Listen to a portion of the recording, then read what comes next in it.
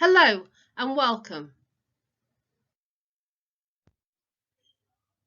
My name's Mrs. Todd. I'm an assistant head teacher here at St Thomas More. I just wanted to start this evening by just introducing the new GCSE grading structure. This has been in place for a number of years now, but for many of you it might be the first time that you've come across numbers rather than grades. So as your child starts to approach GCSEs, it's useful to familiarise yourself with the number system.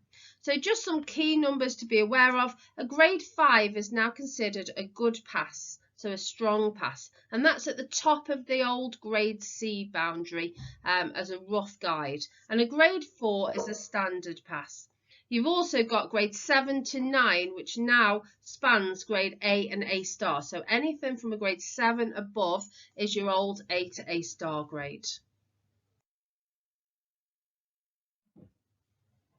Understanding this becomes increasingly important as we progress throughout Key Stage 4 and into Year 11, and we start thinking about our next steps as post-16 learners. And when we're looking at post-16 courses, when you're visiting colleges and sixth form providers, it's really important that we're aware that we're currently on level 2. So our courses are level 2 GCSEs, and we're aiming to get, where possible, grade 4 to 9, which is that old C to A star boundary. Therefore, unless you're trying something completely new post-16 that you've never studied before, you should be aiming to be on level 3 courses. So that's A-levels, BTECs, MVQs, but aiming for level 3 courses so that you continue to progress up that chart of various qualification levels. Now, I know students that are online tonight listening to this will have seen the iceberg illusion many times in acts of worship over the years, but it's worth reminding ourselves that the success that we see, the success at each data point, the success in the classroom, the success in examinations, often we only see that success, but we don't see what goes into that, what builds to that success. And it's really important that we're developing that persistence, that we're really dedicated, hard work, and it's regular and often that's the key. It's not a great big sprint at the end of Year 11, but instead slow training that builds towards our GCSEs. So when we get to Year 11, we're in control and we've slowly worked our way towards those final exams. A useful way of thinking about learning is to think about your mindset and to really use Key Stage 4 to try and develop a growth mindset. So a growth mindset is somebody who's inspired by other people's success and actually sees failures as opportunities to grow. So it's really important that we embrace challenge and that we're not afraid of failure, but we actually use that to move on and further forward, and that we embrace challenge and just keep trying. I think the people who succeed at GCSEs, A-levels and beyond are the people who just have that resilience to keep going and to gradually make those small improvements that over time build to great success. Finally, from me, hopefully you're inspired at the moment to watch the rest of this video and to really find out how to really achieve in these DP1 assessments. It is never too late to start preparing, and it's important this is the start then of a new you where you're engaging fully in lessons and you really are doing this little and often. A half an hour every night between now and the end of Year 11 will make a much greater difference than trying to do everything at the last minute when we get to the end of Year 11. So really building that resilience, that ambition to achieve the best grades possible, working really hard so that you reach those aspirations.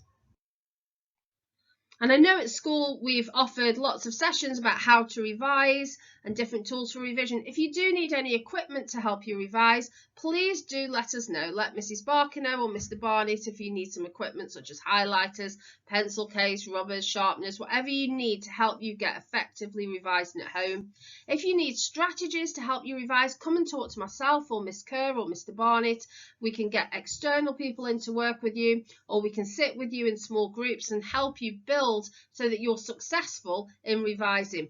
Revision shouldn't be the most entertaining thing in the world, but it should also be fun, something that you can do again and again. So if you're finding yourself sitting there not knowing where to start, please do come and talk to us. The sooner the better, because once you're into those good patterns, you will see your grades start to rise. Hello, I'm Mr. Rankin, one of the assistant head teachers at St Thomas More. If you want to find your exam timetable, and I'm sure everybody does, then we just go to the school website, click on the student landing page, and you'll see your year group tab there. When you look at your exam timetable, it'll show you which lessons that assessment is timetabled for, so that you can help to plan your revision time. You'll also find the revision lists there, which is an overview of all the topics you've got to revise for your subjects. If you need more detailed revision, you can find all the subject information on the Teams pages, and of course speak to your subject teacher. My name is Mr. Barnett and I am the Key Stage 4 Progress Manager at St Thomas More. This evening I will talk you through some effective revision skills to use in preparation for your assessments. We will look at resources you can use for revision, as well as top tips for performing on the day of your exam. Here are some tips for you to implement into your revision planning. Make sure to set targets and revise early. It is also important to take a break and set time aside to do the things you enjoy. Exercise is also important during this time, as it will support in remaining motivated and focused throughout revision. Support will be available throughout the assessment fortnight. Please see myself or Mrs. Todd regarding any concerns with academic progress. We have also had Study Club running since the start of the academic year. This takes place on Tuesdays and Thursdays till 4 p.m. in the IT suite. It will be fantastic to see as many students there as possible, as you will have access to computers for completing homework, as well as supporting with your revision. So what are the best ways to revise? You can create mind maps rather than taking notes. Mapping your notes by highlighting keywords out in a pattern of links from a central point will make better use of your memory. Past papers are also an effective way of revising. Completing past papers against the clock is an excellent way of getting up to speed and of checking where there is gaps in your knowledge. There are lots of alternative revision techniques to use. Your first port of call should be to use Microsoft Teams to access work studying in class. We also suggest that students access our online resources such as Hegarty Maths and Educake. If there are any issues with logins, please speak to your class teacher. So as already mentioned this evening, your assessments run from the 16th of January to the 27th of January. This means we need to get organised. The best way to do so is to create a revision timetable. The best tips to create a revision timetable are to be realistic and plan time away from your work to avoid burnout. Make sure you study the hardest subjects first and not at the end of the day when you are tired. Be focused. 20 minutes working followed by 10 minutes rest is a good starting point. Planning helps you to balance your time so that you don't spend all your time revising one subject, and don't worry about other students' timetables. Everyone does it differently. If you need any support with creating a revision timetable or printing one out, please come and find me in the Progress Hub. Finally from me, I would like to reiterate Mrs. Todd's words. It is never too late to start. These next 2 weeks are so important for you in building resilience and working towards the best possible grades. Over the next couple of weeks, make sure to use all the revision skills I've discussed, and remember that practice makes perfect. On the day of your exams, have a good night's sleep, arrive in plenty of time, have your exam equipment ready and think positive. I know you will all do fantastic. Good luck with your assessments. Hello, I'm Mr. Mohammed and I will be taking you through how students can revise for the upcoming maths exams and what their maths assessments or exams will look like next year. So first of all, the exam board that students will be sitting their exams with is OCR, which is Oxford, Cambridge and RSA. Students will either sit the foundation paper or the higher paper. Both papers or both sets of papers have 3 exams. Foundation is 1, 2 and 3 and higher is 4, 5 and 6. All of the exams are 90 minutes in length. 2 of the exams involve a calculator and 1 is a non-calculator exam. This is why it is vitally and important and essential for students to have calculators in every single lesson of theirs. On a higher paper, students, the minimum grade is a 3, which is about 15 to 20 marks on each paper, and the maximum grade is a grade 9. If students fall below this 3 grade, they will be graded as a U or unclassified. On a foundation, the minimum grade is a 1 and the maximum grade is a 5. Again, if they fall below a grade 1, they will be considered as a U grade or unclassified. So this year, or in our data point assessment coming up in a few weeks, how will students be assessed? They will be given 2 exam papers, so 10x1, 10x2, y1, y2. Will be given 2 50-minute assessments, which would consist of a higher paper split across these 2 50-minute tests. And 10x3, x4, x5, y3 and y4 will have 2 50-minute assessments, and theirs would be a foundation paper. All of these papers will be calculated, so students need to ensure that they have a calculator with them during these exams, as a calculator that is familiar to them is best for them. As in class, I might give them one calculator one day and a different calculator another day, therefore they need to make sure that they've got their own calculator. So on this slide, you can see that the revision lists have been made. So on the left, you've got the revision list for the foundation paper. On the right, you've got the revision list for the higher paper.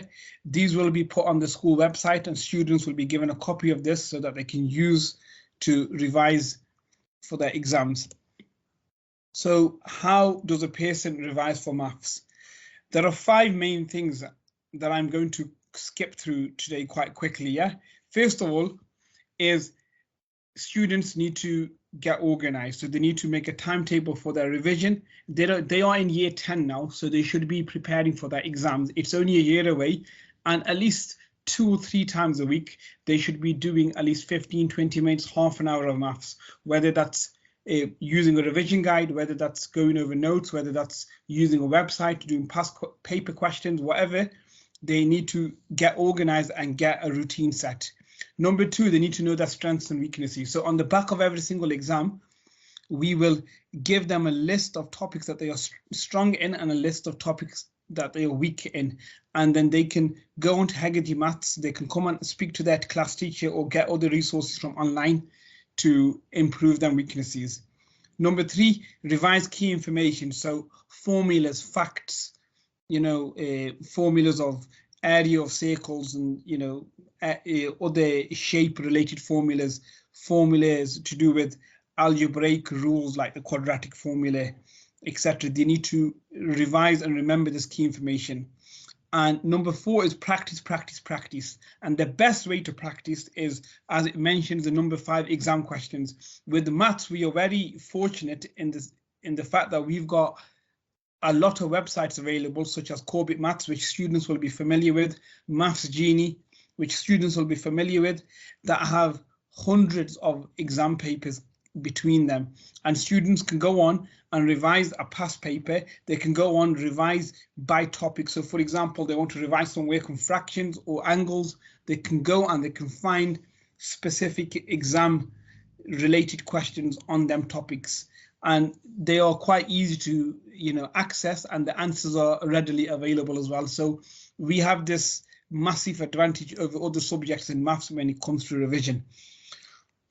So getting organized quickly, you could they need to get a good stationery set, have their own protractor, have their own ruler, have their own compass. It just makes things more comfortable for them in an exam. Have a Casio calculator, ideally, as you can see the one shown on there. Yeah. Also get a revision guide. We sell revision guides in school. To be honest with you, I have a revision guide in school. It's probably half the price that they would pay online or if they bought it privately. So it's a good way to purchase a revision guide. You've got a diary there where they can put in their revision session, what they're doing after school, what topics they are revising. Like I said, that now they need to start revising 2 or 3 times a week, especially for maths. We will get onto this afterwards. After they've done their exam, students will be given a rag sheet which will tell them what are their strengths and what are their weaknesses, and whatever their weaknesses are. So the topics in red, for example, multiplying standard form, you can go into Heggerty, clip number 125, 128, and they can recap that topic and go over the topic and do an exercise so that they can improve themselves on that topic. Key information. So the revision guides, on every single page where there's a topic discussed, there is key information and examples at the top of the page. So making notes on this key information or remembering these examples and the rules that are there is really important for students. Maths is just the same skills repeated over and over again. So if they can memorize these skills and memorize the process, then that's in essence they've understood and they've comprehended maths. As I mentioned earlier, that we have loads of resources. So on the board, you can see here, we've got Corbett Maths, which is a website that students know, onmaths.com, Maths Made Easy. Again, all of these websites have past exam papers and they have questions by topic. So on the board, you can see here, we've got division by decimals, you've got a video explaining how to do it, you've got practice exam questions, and then you've got exercise book questions, which kind of go through the topic in a lot of detail.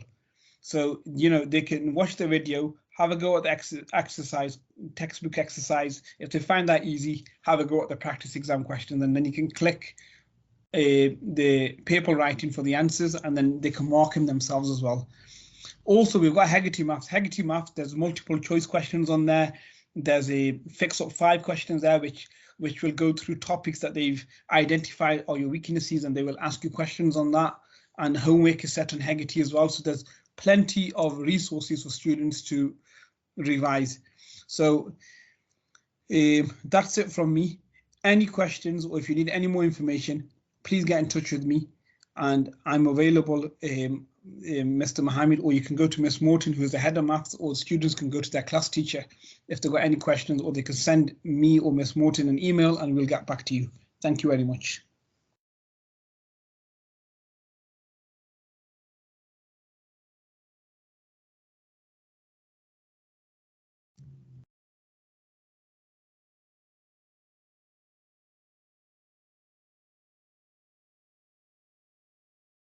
Hi everyone, it's Miss Smith, Head of Science. I'm going to be speaking to you about the curriculum assessments that are taking place in January.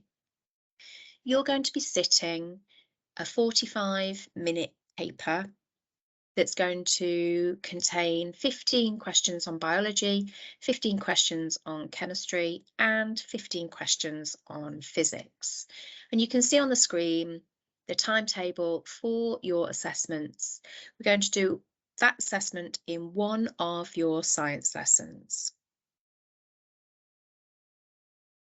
In the future, the next assessments that you're going to do are going to be at the end of the year, and that's going to be the paper 1 work. You're studying paper 1 at the moment. Then when you get into year 11, in the November, you'll have your first lot of mocks, and that's going to be a paper 1. You'll have a second lot of mocks in the March, which is going to be paper 2, and then your GCSE exams will be in the May and June of 2024. You can see there that I've put a copy of the syllabus that you are studying, and we're doing GCSE Combined Science Trilogy.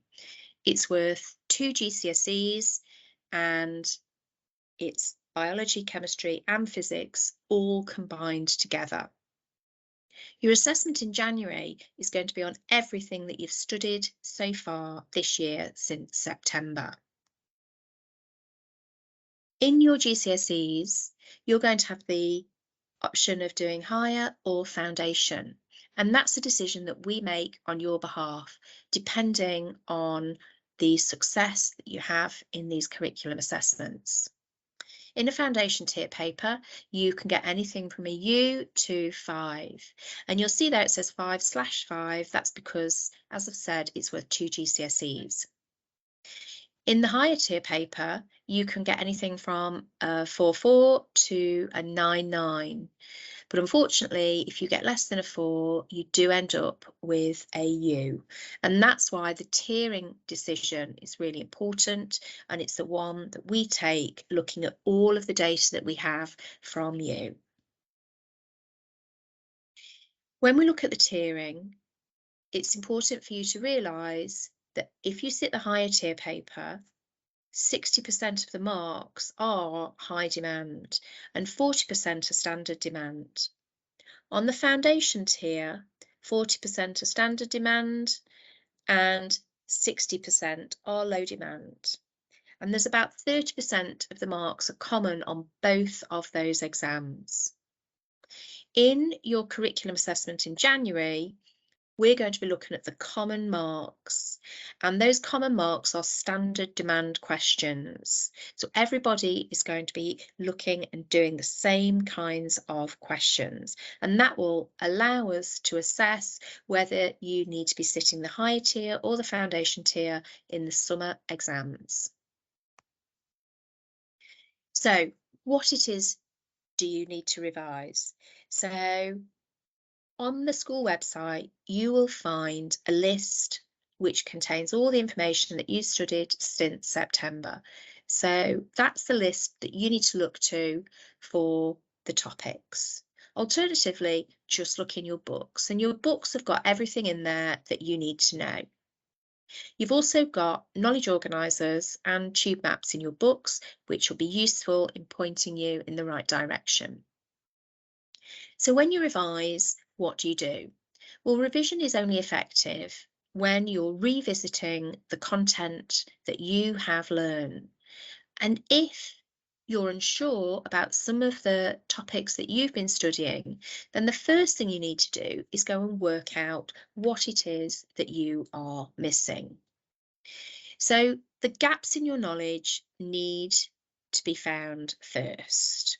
And then the idea is that you try and plug those gaps and then practice applying the knowledge that you have. So ask yourself the following questions. Look through your book and see what it is that you're unsure of, or maybe you've missed a lesson and you need to go back and review what content you have missed. Is there anything that you didn't complete and you need to go back and finish off? And as I've written there, please be honest with yourself. It's no point just reviewing and revising the topics that you can do. It's the bits that you can't do that we need to try and address right now. So how do you do that? Well, you could use BBC Bitesize. There's loads of resources on the internet. You can see there's a YouTube video of free science lessons, or some really nice little videos called Cognito. And at Cognito, at the website, you can also find past papers, mark schemes, and some little videos giving you some help with the content. Use your Microsoft Teams that your class teacher has set up. There are loads of resources in there. And finally, if you haven't got one already, you might want to buy a revision guide. They're £6 on parent pay, and you need to come to me or your class teacher with a copy of the receipt and we can get the revision guide to you. So I've already mentioned knowledge organisers. You should have these in your books, and you can use these to revisit the content, or if you're unsure, you can see a physics one there. If you're unsure about a formula, then you can plug those gaps with the knowledge organiser. So maybe you want to write some flashcards, or maybe you want to check your notes and write absolutely everything down that you know, and then use maybe a revision guide or BBC Bitesize to fill in any gaps that you have in the content that you should have learned. Maybe you want to try and reduce the content to fewer and fewer bullet points, or you might want to put your words into a picture or a diagram or a table, another way of rewriting the content that you've learned. So once you have worked out any gaps and you've plugged those gaps by enhancing your notes, then what you need to do is you need to practice your knowledge. So again, we sell some question cards. They're £10 on parent pay. You might want to buy those. You might want to do the quizzes that are on BBC Bitesize. You might want to ask your teacher for a past paper. Use the resources on Teams. There's lots of questions there. Or I've already mentioned, go to Cognito and use their past paper questions, and they've broken them down into tiny parts of the specification. So past paper questions are really useful because you'll see the same style of question that you'll be asked in the summer exams. So that's a great way to help you practice applying the knowledge that you have. You might want to do a revision map, or you might just want to do some individual questions that your teacher's given you or that you find on Teams. Other ways to practice, you could ask yourself some questions. You can use the revision cards that we sell, or you might want to get together with a friend and ask yourselves the questions that are on BBC Bitesize. I've written key vocab there. In science, we use lots and lots of specific scientific words. For example, cell to a biologist is different to cell to a physicist. On your knowledge organiser, you've got the key terms on there, so make sure you understand what these words mean. So it's difficult to answer a question if you're unsure what the language is saying. And talking of using the words and the language, look at the command word in a question. The command word is the instruction. Are you being asked to describe, calculate, or maybe even explain? If you're not sure what that word means, study this slide to help you. Make sure you answer the question that you're being asked. Now, you might also be given an equation sheet or a periodic table. Make sure you use the information that's there. And if you're not sure how to use these, then please ask your teacher. You might well be asked some questions on the practicals that we've done. It might be that you're asked to write a method or to analyse some results.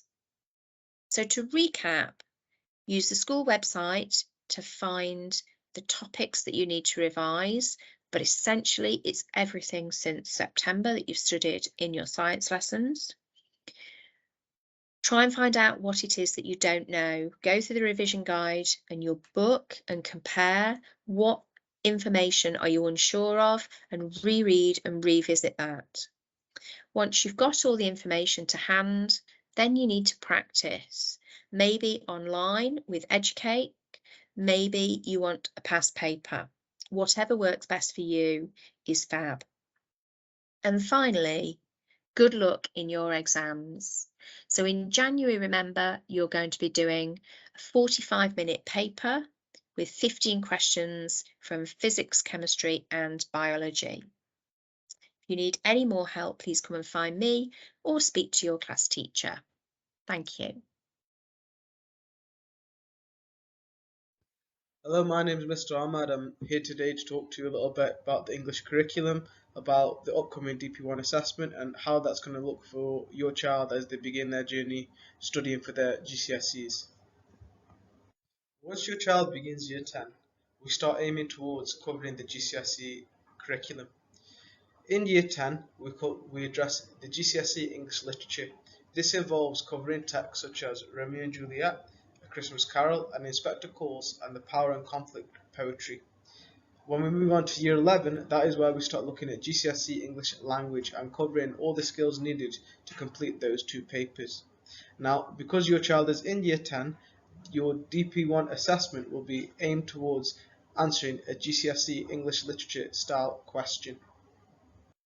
English literature involves two different papers. For their DP1 assessment, your child will be focusing on paper 1, specifically the Shakespearean plays section of the paper. Now, so far over the last term, we have covered Romeo and Juliet, so their assessment will be based on a Romeo and Juliet style question. An example of a GCSE style question for Romeo and Juliet can be seen on your screen now. What this involves is giving the students an extract, giving them a question to answer with regards to that extract, but then requiring the students also to make reference to the rest of the play, asking them to remember other quotations that they could use that they believe would apply to this question. Just below that, you can see all the different assessment objectives that students have been working towards in their lessons so far to help them answer this question by meeting all the required criteria necessary from the mark scheme.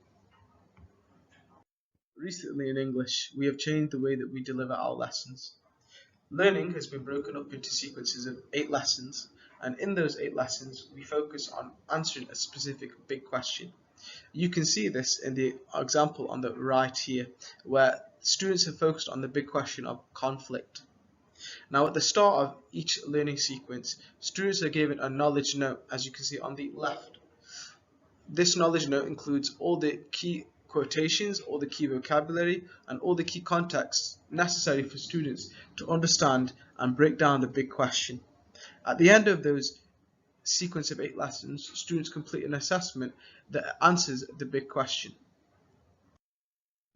Students' DP1 assessments will mirror the exact same assessments that they've been completed in lessons.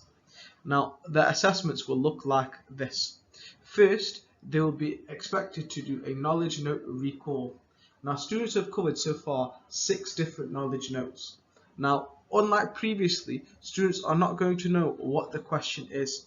So, in the exam, in the assessment, they will be expected to read the question and then independently consider which characters are relevant to that question, which key vocabulary is relevant to that question, which context, which quotations are relevant to that question, and apply it themselves and fill in the knowledge note. The second part is an annotation task. Now, annotating is a key skill that examiners aim to promote often when it comes to GCSEs, as they believe that it helps students in breaking down the extract and remembering the key information that they need to include. In the middle of the slide here, you can see a good example of what annotation should look like. Now, as part of their assessment, they will receive a mark out of 3 for their annotation, and the example you are being shown received 3 out of 3. So this is the standard, this is what we expect when it comes to annotation. The final thing is the extended writing piece. So once students have filled in their knowledge note and filled in the annotation, the rest of the assessment will then be based around answering the original question that they were given about, in this case, Romeo and Juliet. In terms of where to revise, every student in the entire year group should be part of a class team in which their teachers regularly upload resources and the knowledge notes that they have covered so far. An example of this can be seen on your screen now. Students can also feel free to take their books home and revise in preparation for their DP1 assessments, and make sure that they remember the key content that they have covered so far when it comes to Romeo and Juliet.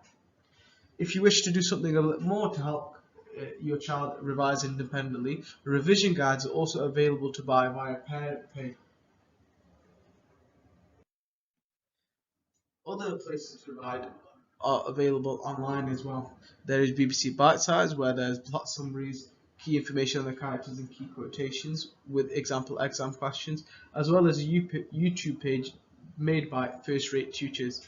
As you can see on the screen there's an entire playlist dedicated to Romeo and Juliet of 26 videos, and within this they include breakdowns of exam questions, model answers, and how to remember key quotations with revision methods as well.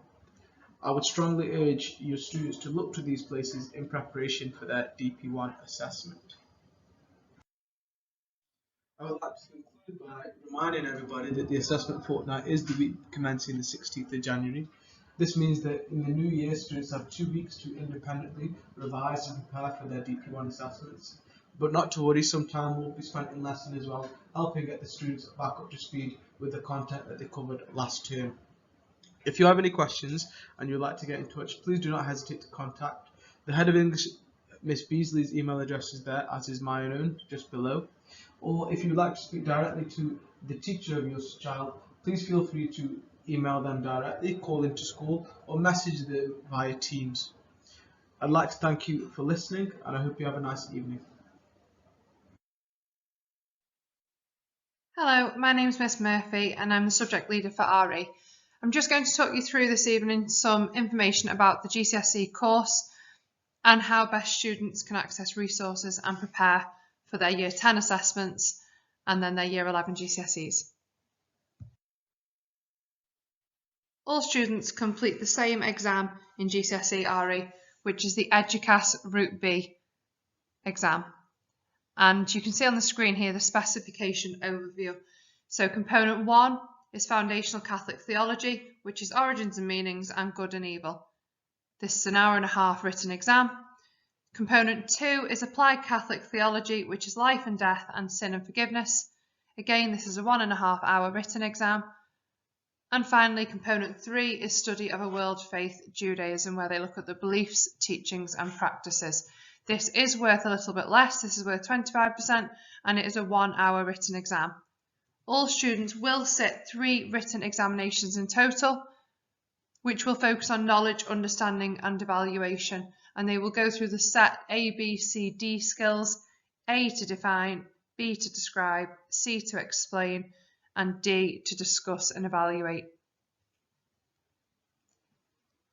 Now, so far we have studied Judaism at the end of Year 9, which we do then review in Year 10 and in Year 11. And we have just finished the Sin and Forgiveness unit. We will then move on to the Good and Evil unit, and then the Origins and Meaning unit, followed by Life and Death, which we begin and complete in the first term of Year 11. So in January for the Data Point 1 exam, all Year 10s will be completing a 1 hour paper which will cover a range of topics from what they have studied so far. So this will be on sin and forgiveness and Judaism. So that will be recalling information from the end of Year 9 and the start of Year 10. This will be a completely unseen paper, and students have all been provided with a list to prepare. In RE, all students in all year groups do have both a class teams page and a year groups teams page. The example that you can see on the screen here is the Year 10 page. And I'm just going to talk you through some of the things that we use this teams page for. So you can see that there's an example post which we've quite recently posted for January exams Data Point 1. We have lots of students in Year 10 who wanted to be prepared prior to the Christmas break so that they could start their revision over the Christmas break and in those first 2 weeks of January. So here we use the Year 10 page to ensure that all Year 10s are getting the exact same message, where we've sent a checklist so that they can prepare for both sin and forgiveness and Judaism. And within that checklist, there are links that they simply click on and it takes them to a video to revise, or it might take them to a revision guide to revise, or a keyword list. But it's very straightforward. They can use that document to click through everything that they need to use to prepare for their exams. So we do use this page for exam preparation. We use it for topic breakdown. So as you can see on the left there, we've got each of the exam papers that I've just spoken through, so the students can focus their revision on certain papers as and when they need to. And you can also see a GCSE revision session channel. This is the channel where we share all of the resources from our revision sessions.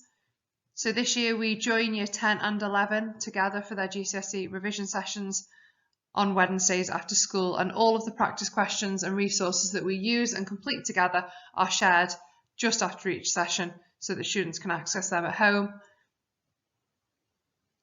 And this page is just used for general notices and reminders, regular updates, resources. Students can find lessons, practice questions, practice papers. So the Year 10 page is a really good page for Year 10s to access when they just want to focus on revision as opposed to individual class resources.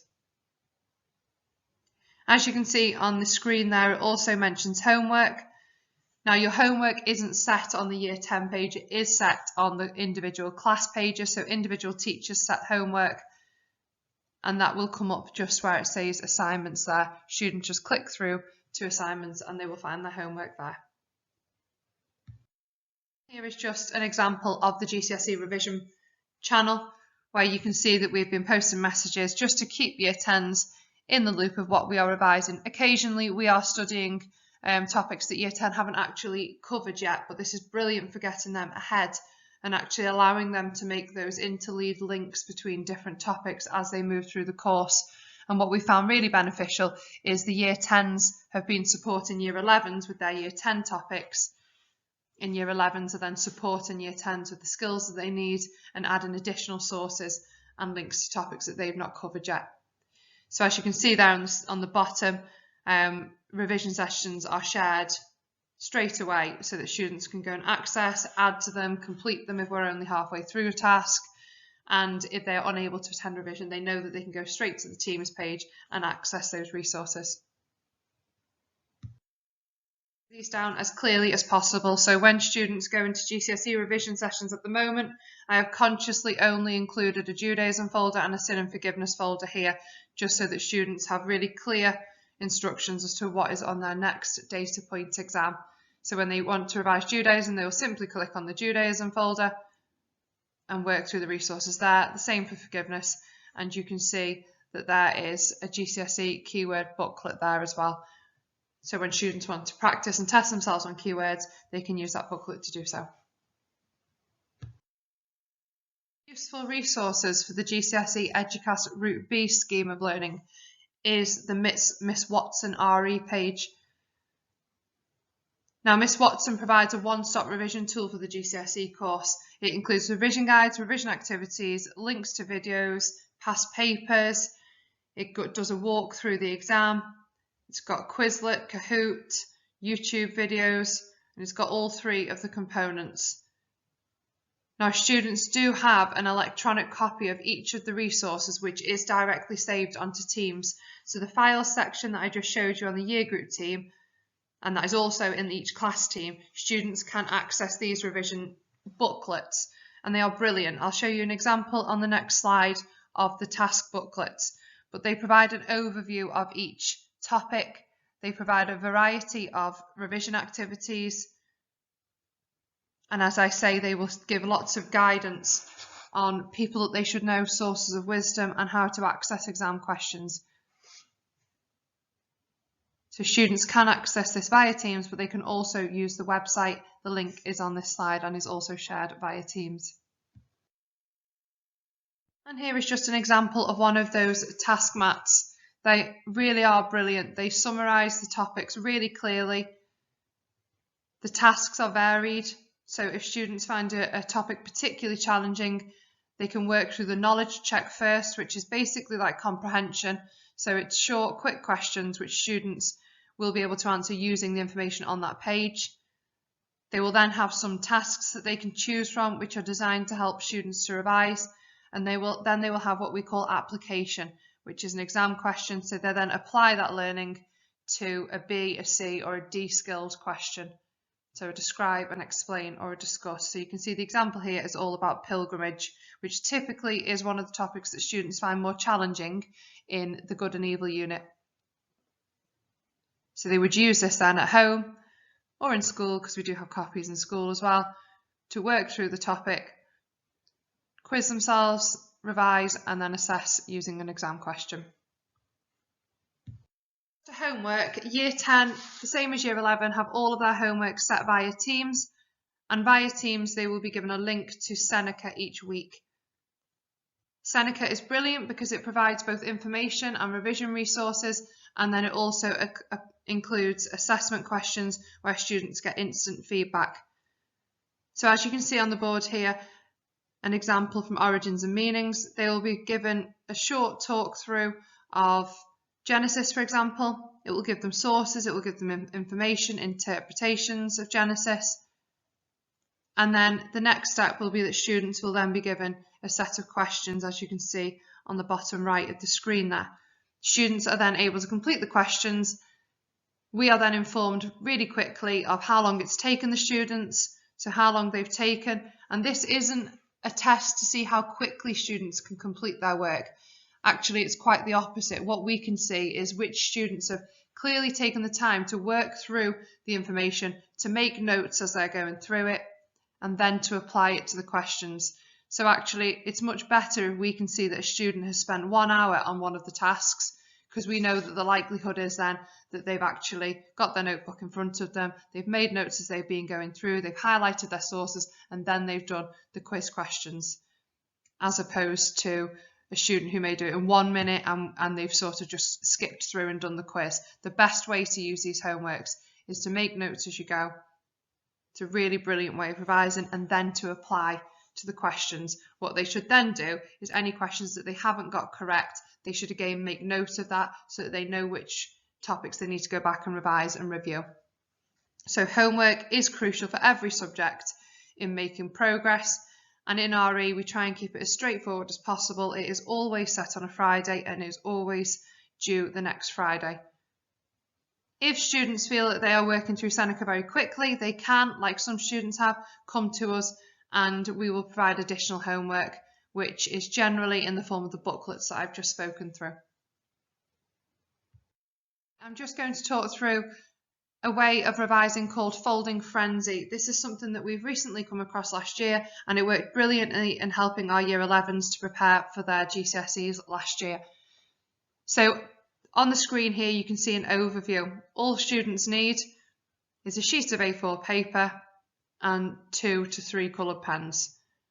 So they begin by making notes on one A4, they fold it and shorten it down to a mind map, they fold it again and shorten that down to a flashcard with bullet points, and they fold it one more time to create a small card of symbols, and they then use that in reverse to test themselves. So I'll just show you an example of each stage with the topic of Judaism. Students will take an A4 sheet, they will decide which topic, and they will write their title and any subheadings throughout their revision notes. And the aim is that students will write everything that they know about that topic. So for example, here you can see Judaism, beliefs and teachings. They'll write everything down that they know about that topic in one coloured pen.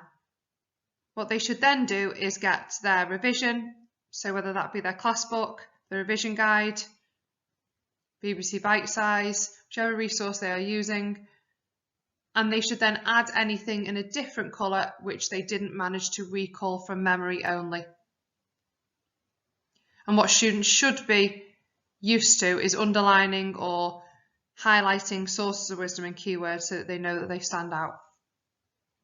And fold that A4 piece of paper in half, and they will then try from memory to mind map everything that they've just written about on the previous page. So it should be shorter and it should be in mind map form.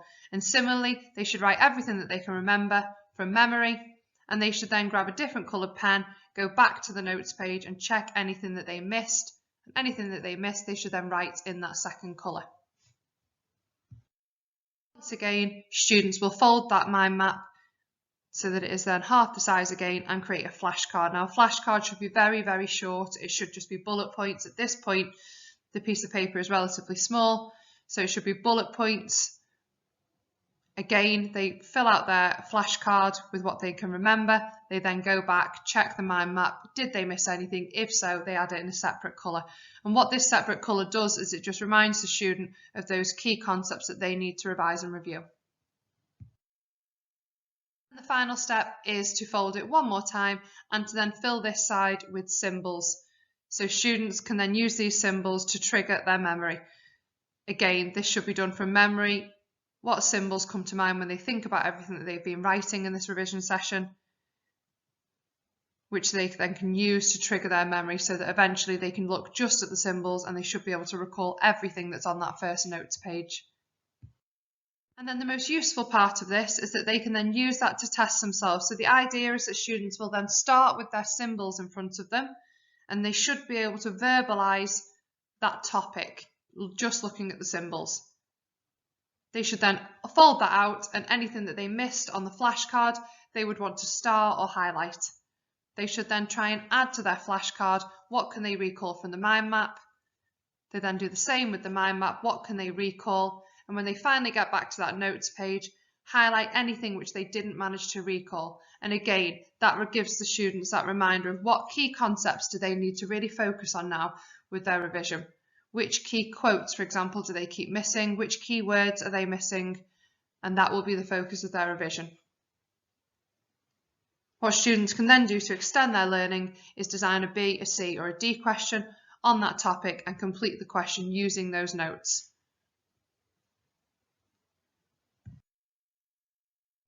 So just to finish, with regards to revision and exams, as I have mentioned, Teams is probably the best resource that students have this year.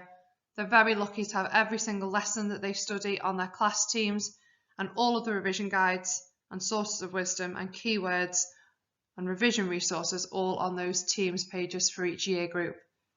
Now, in addition to that, students can attend and are more than welcome to attend revision sessions every Wednesday in the RE department. They can go to any teacher.